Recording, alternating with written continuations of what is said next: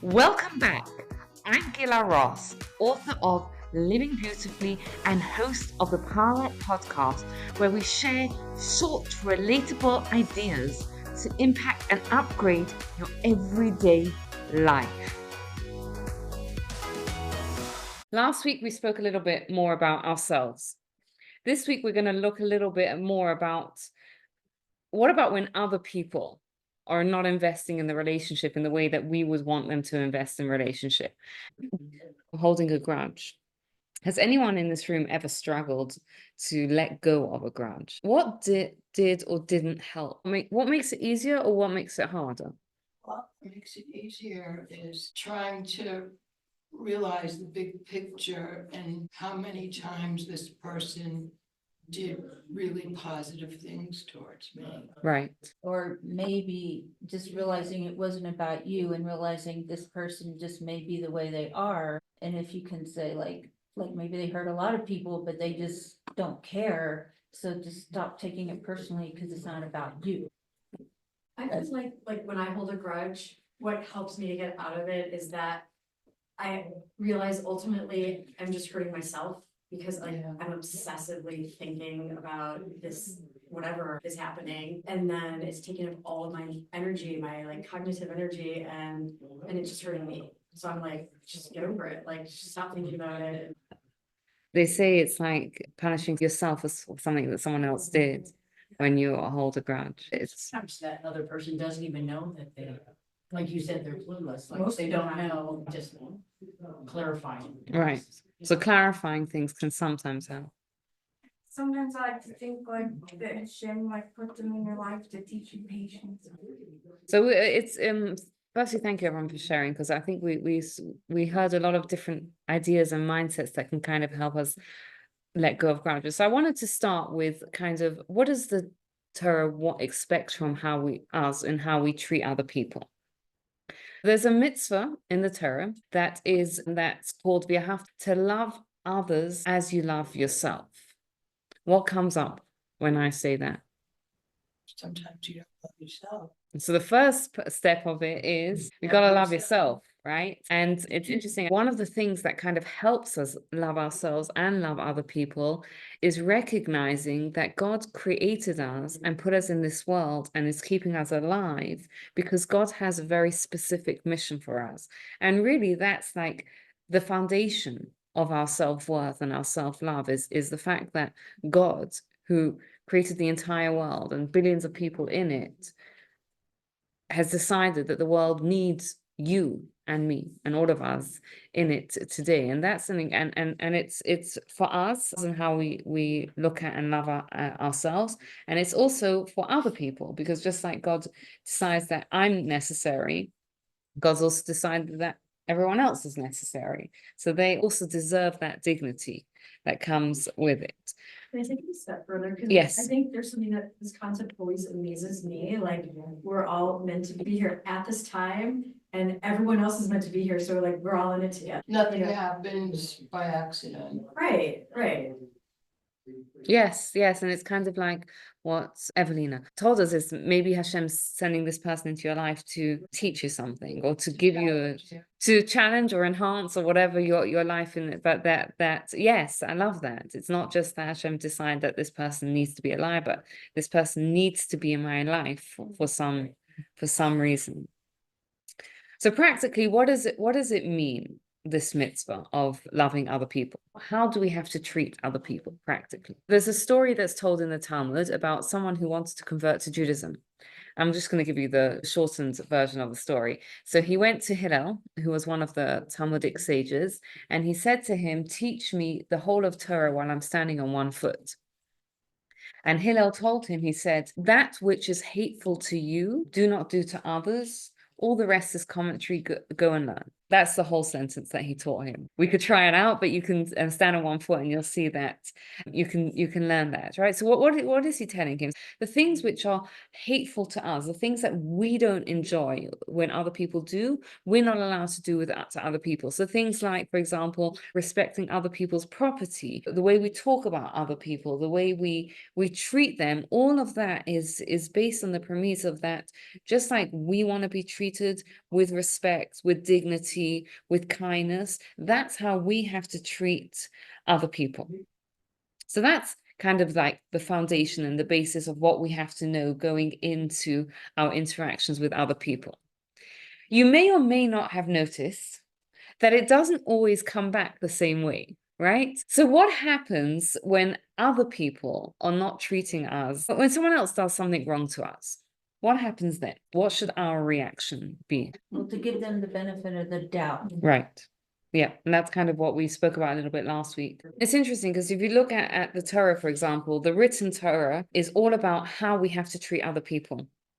The oral Torah is all about what happens when other people don't fulfill their obligations, right? The written Torah is all about our obligation to other people, and the oral Torah is all about what happens, right? So, for example, if you borrow something from someone else, you have an obligation according to the Torah to take care of it and return it in the same condition that it was when you borrowed it. So the written Torah, that's what the written Torah would explain. The oral Torah will explain what happens if you lend something to someone else, for example, and they bring it back and it's not in the same condition, right? Then what do you do? So there's a couple of things that I want to kind of look at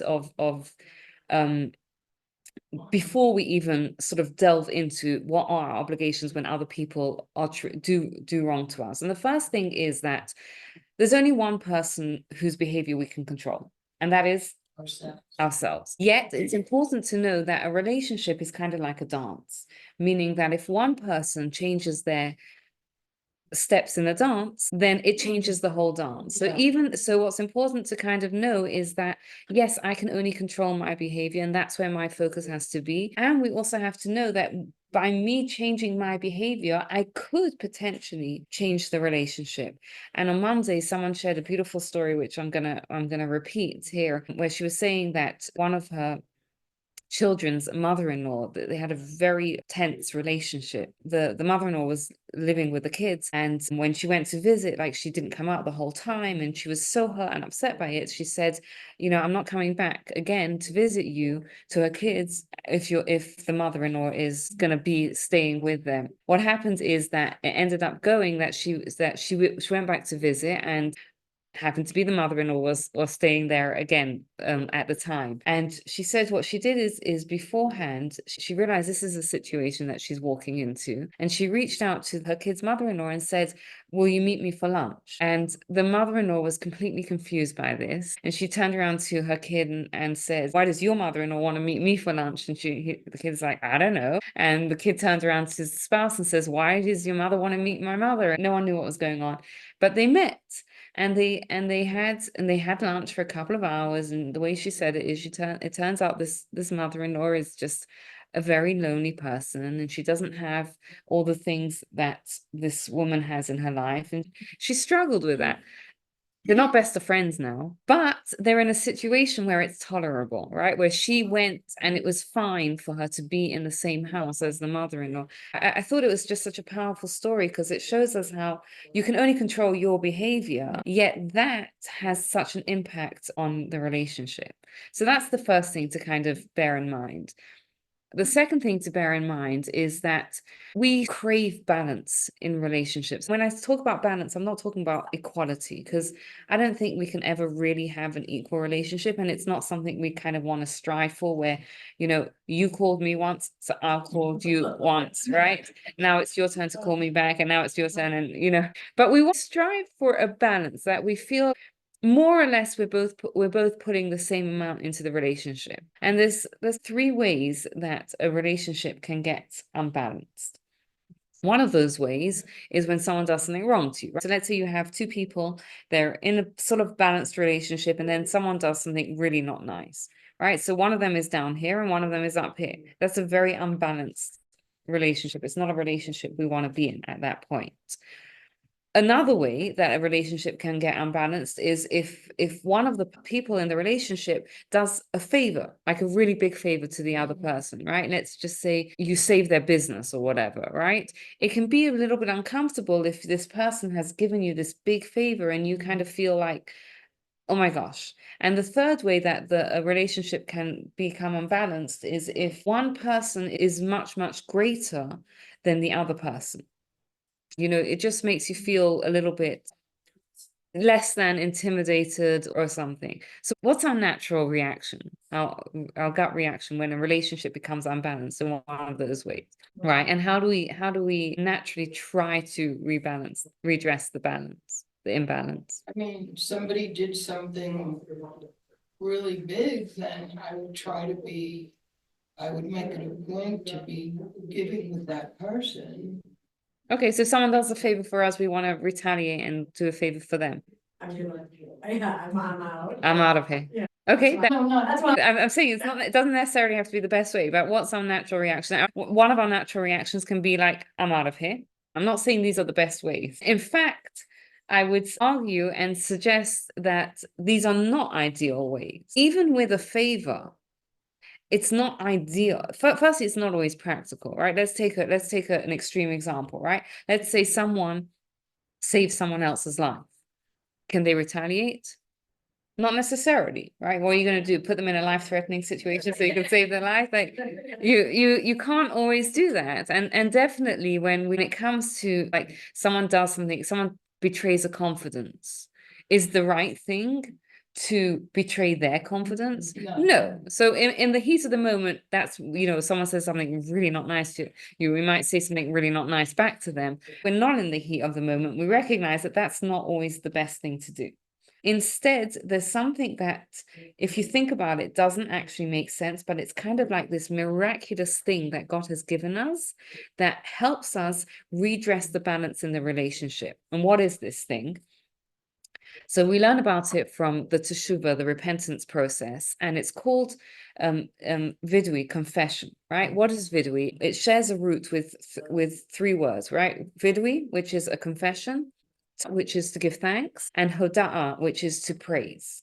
And in Hebrew, whenever you have one root word that has multiple meanings, there's always a connection between those three different things. So the connection here is that these are three different ways that a relationship can become unbalanced. And by addressing the imbalance is how we redress the balance. And if anyone has ever been in a situation where someone's wronged you and they've given you a genuine apology, what does it do? What does Go better? It- Yeah, relief. it's a relief, right? I remember years ago when we were living in Vancouver. So there was a woman there who was postmenopause and she wanted to go to the mikveh because there's a mitzvah of women going to mikveh, but there's also a mitzvah that if you can go after postmenopause and just do it once and then that's it, right? You've done the mitzvah for life. So she wanted to go and she asked me if I would study with her and I would take her. And of course I said, yes, I'd be happy to do it. And we learned together and then I took her to the mikveh and it was really a very, very meaningful experience for her. And I remember she came out of the mikveh and she just gave me a genuine thank you.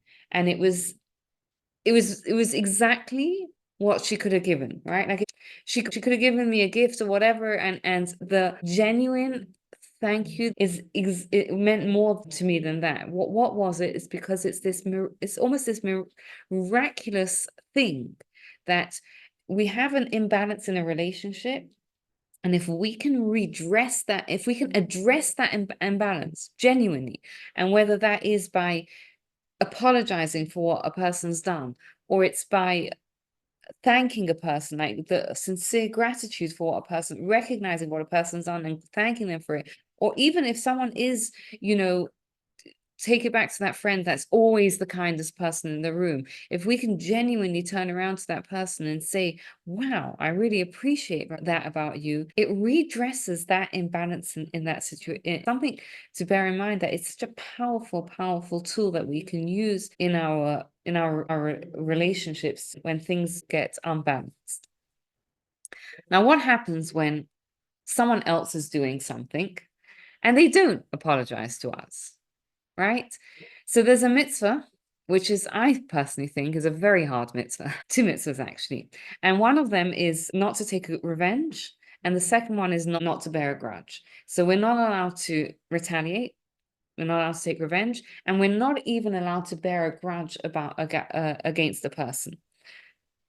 Let me ask you the question. Why not? Yeah, God will take, there is justice and God will take justice. It escalates the conflict. The way you, And one of the rabbis tells us that the reason for this is because it's just not worth it. And I think it goes back to what Jenny was telling us earlier about like anger, revenge, bearing a grudge. It's not good for us, not physically and not mentally, right? Like it's kind of like what we were saying, it's kind of like punishing yourself for what the other person did.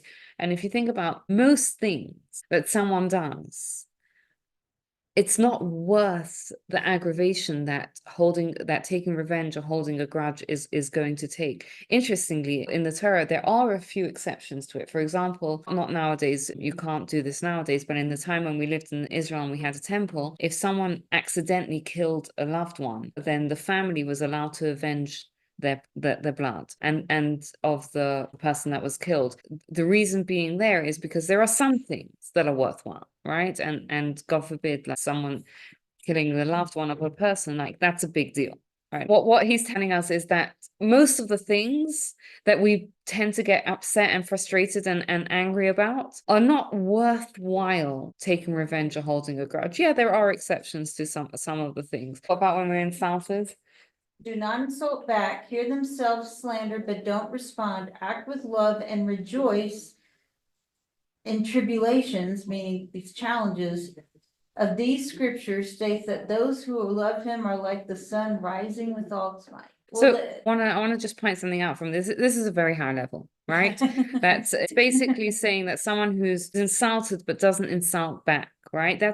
It's not as far as I know, it's not a sin to insult back in the heat of the moment because it's understandable, right? The next day we would, like, once things have calmed down, then it would be terms of taking revenge, and then it would be something that's problematic. But in the heat of the moment, if someone responds back, it's understandable sometimes. But a person who can rise above that and be quiet when they're insulted, just walk away from that situation or whatever, that is what the Torah says, that those who love him are like the sun rising with all its might. That person has this aura of holiness because they were able to have such self-control and keep quiet when they were insulted. I want to also add in one other thing that's important to know, is that there's generally, this is a little bit complicated, so bear with me. There's generally two different accountings, right? There's what happens to us, and then there's the person who does it. And the Torah talks about, there's a mitzvah in the Torah that if you have a roof that's flat, you have to build a fence around the roof. And the language of the Torah is so that the faller doesn't fall, which is weird language, right? Because really it should just say so that no one falls off your fence, right? You have an obligation to make sure your property is safe. Why does it say that? It's teaching us a concept here that sometimes something is supposed to happen to someone, right? This person is called the faller. Why? Because for whatever reason they were supposed to fall off a roof. The fact that it happens off your roof and you didn't have a fence up there means you're accountable for it. And sometimes it's helpful for us to remember that there's two different accountings, right? Someone does something horrible to me. For whatever reason, I was supposed to go through that. That person, they're accountable for what they did, and Hashem is going to be just with them. But it's also important for us to kind of know that there's a reason why things happen. There's a greater plan. And if I'm going through this thing, there must, there's something, there's a reason why, there's a greater purpose to what it is. And yeah, God will take care of the other person and the accounting that they have to do. Is that clear? Okay, so let's kind of sum up what we kind of discussed tonight. So we started with the idea that what's the ideal? Right? What's the ideal in how we treat other people? It's that which is hateful to you, don't do to others. We have to treat other people the way that we want to be treated. We want to be treated with respect. We want to be spoken about with respect. We want to be spoken to with respect. We want our property to be respected, etc., etc. We don't want hurtful things to be done to us. That's how we have to treat other people. Then we looked at what happens when other people don't treat us that way, right? They do hateful things to us or hurtful things to us. And we looked at a couple of things. Number one is that relationships are like a dance. We can only control our own behavior, but even with us controlling our own behavior, we can change the dance of the relationship. The second thing that we kind of looked at is that we seek a balance, more or less balance in relationships. And we have this tool in relationships of repairing, when it becomes unbalanced, of addressing that by genuinely and sincerely addressing that imbalance. That's oftentimes how we can bring back balance in the relationship. And then we kind of looked at the mitzvahs of, someone does something to us and how we get to a place of acceptance of what they've done, right? So we looked at those two mitzvahs of not taking revenge and not bearing a grudge, which we're not allowed to do. And we looked at that we don't do that because most things are not worth it, right? It's not worth the aggravation that it's going to cause us to have to go down that hole of taking revenge or having that grudge eat us up. So most things are not worthwhile doing it. And the second idea of is that yes, they're accountable for what they did, and perhaps there was a reason why I was supposed to, I was supposed to go through this inconvenience, this discomfort, this loss, whatever it is that it was. And Hashem will take care of the judgment of the other person. And finally, we looked at, when we're insulted, the ideal is to take that insult and not respond to it. It's a very hard ideal. If we do respond in the moment, that's not considered a sin. But the next day, or once things have calmed down, we shouldn't go back and then retaliate in it. So that's kind of a little bit of what we spoke about today. And next week, we're going to kind of look at forgiveness, what has to happen in order for forgiveness to happen, and when it's time to kind of let go of certain relationships or friendships. Thank you so much for taking the time to listen. I'd love to hear your feedback, and if you enjoyed this episode, you'll love my book, Living Beautifully, How to Bring Meaning, Joy, and Love into Your Life, based on the timeless wisdom of Pirkei Avot. And please take a moment to rate, review, and subscribe to the podcast so you don't miss out. Have a wonderful day.